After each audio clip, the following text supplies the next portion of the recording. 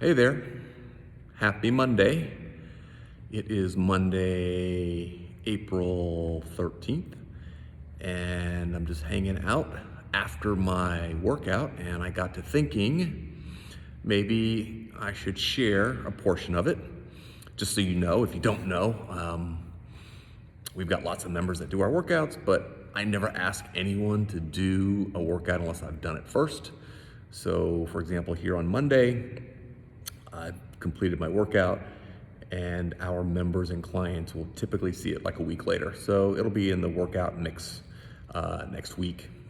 And I know there's absolutely no shortage of online workouts right now, which is great because people are moving more so than they ever have, and there's just a lot of external motivation out there. So I figured I would sort of give you a little insight into how we build and structure our workouts. Every great workout should have some design, some thought, some structure behind it, as opposed to just a bunch of random moves. But like any good book or play or song, there should be a beginning, a middle, and an end. And today I'm going to share the ending with you, or what we affectionately call here at the club the big finish.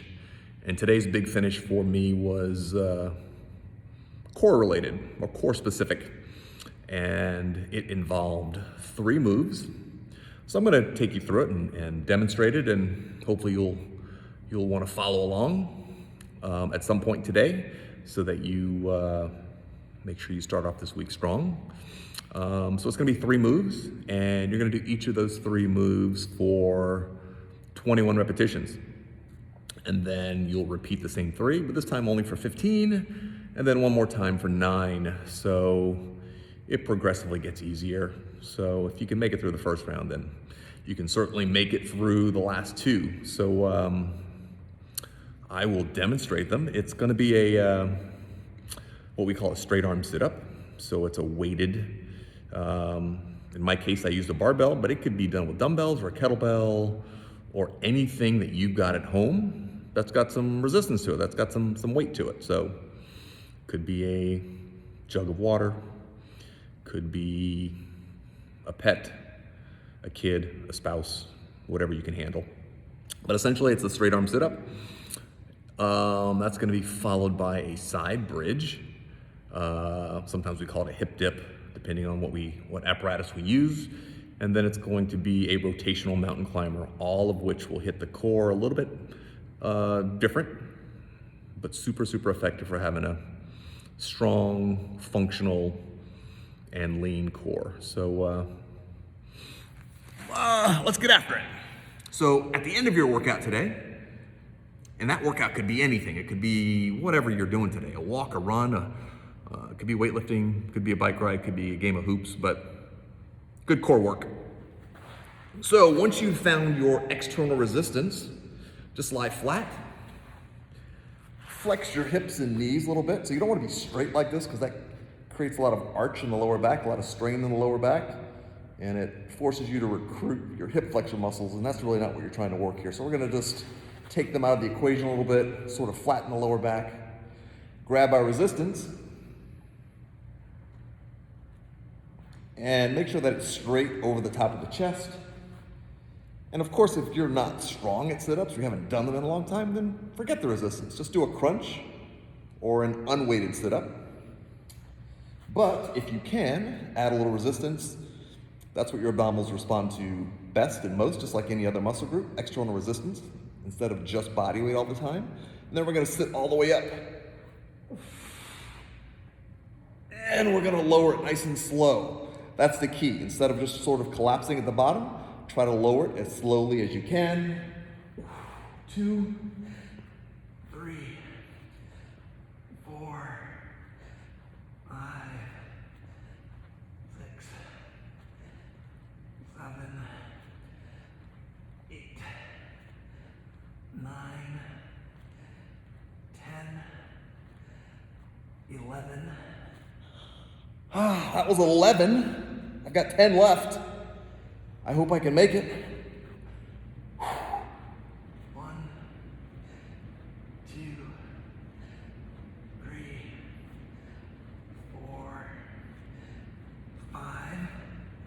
Oh boy, there's 5 left. Try to make sure you're exhaling on the way up. Come on, I think we can make it. 1, 2, 3, 4, and 5. Woo! That's the first move.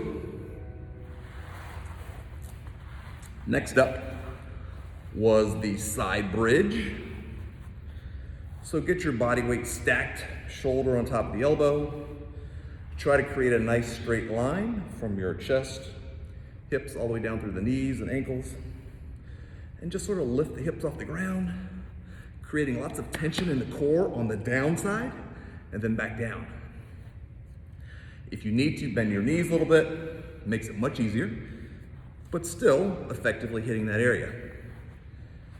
So we'll call that 1 and 2, 4, 5, 6, 7, 8, 9, 10, 11. There's 10 more. I always try to, sometimes working on it is a psychology game. I always try to get at least more than halfway, and that way I feel like it's doable. So there's 10 left. 1, 2, 3, 4, 5, 11, 8, 9, and 10. Good for the core. Not uncommon at all to feel it in this arm and shoulder. It's bearing obviously a lot of your weight load, so there's gonna be some fatigue there, especially if you just got done using weights. So don't be surprised if you feel it there. And of course, you've got to do both sides, otherwise there's going to be some imbalance or lopsidedness. Maybe I'll show you a different angle. So the body's nice and straight. Lift 1, 2, 3, 4, 5, 6, 7, 8, 9, 10, 11. 11. That's more than halfway. 10 left. Are you with me? Breathe. Nice straight line. Good posture. Exhale on the lift. 1, 2, 3, 4, 5, 6, 7, 8, 9, and 10 for a total of 21. And then that last move that I mentioned was the rotational mountain climber. Really good for the rotational portion of the core. So, once again, stack your hands directly underneath your elbows and shoulders. If you can, bring one knee up and then over to the opposite elbow. So it looks kind of like that. 1, 1, 2, 2, 3, 3, 4, 5, 6, 7, 8, 9, 10, 11. It's 11. 10 more. We can make it. I'm pretty certain we can make it. 10 more.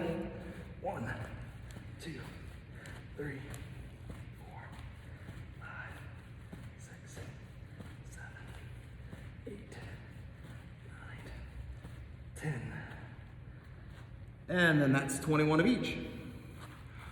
So now there's only 2 rounds left. A 15 round and then a 9 round. So if you made it through the 21, you're gonna certainly make it through the 15 and the 9. I have full confidence and faith in you. So give it a shot. It's called the Big Finish. This week our theme all week is feeling good first.